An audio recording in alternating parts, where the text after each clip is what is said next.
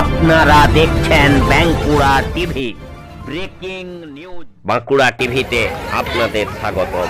বাঁকুড়া টিভির chief editor the tiger journalist দাদা উত্তম দে তুলে ধরছি পশ্চিমবাংলার একটি গুরুত্বপূর্ণ ব্রেকিং নিউজ। কেন্দ্রীয় ট্রেড ইউনিয়ন অনুমোদিত পশ্চিমবঙ্গ মিড ডে মিল কর্মী যৌথ সংগ্রাম কমিটির উদ্যোগে মিড ডে মিল কর্মীদের বোনাস 10 মাস নয় 12 মাস মাসিক ভাতা প্রদান সহ বিভিন্ন দাবিতে আজ নবান্ন অভিযান হয়ে গেল। এই অভিযান শুরু হয় শিয়ালদা স্টেশন থেকে, আরেকটি হাওড়া থেকে এসে ওয়েলিংটনে দুটো মিছিল একসঙ্গে হয়।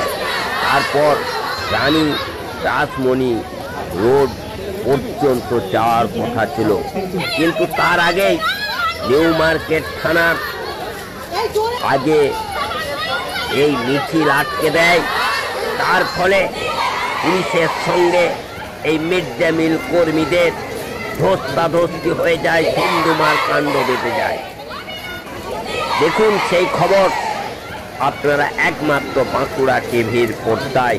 তবে এখানে একটা গুরুত্বপূর্ণ বিষয় হলো, কেন এই মমতা ব্যানার্জির পুলিশ বিরোধীরা যেখানে আন্দোলন করে, এই আন্দোলনের মাধ্যমে প্রকৃত ন্যায্য অধিকার আদায় করার চেষ্টা করে, তখনই কেন পুলিশ এইভাবে, এই মমতার চটিচাটা পুলিশ এইভাবে তাদেরকে হটিয়ে দেওয়ার চেষ্টা করে।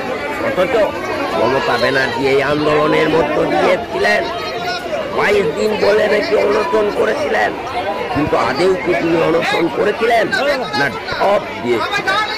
সেই খবর আপনারা দেখতে থাকুন একমাত্র প্রতিবাদী চ্যানেল বাঁকুড়া টিভির পর্দায়।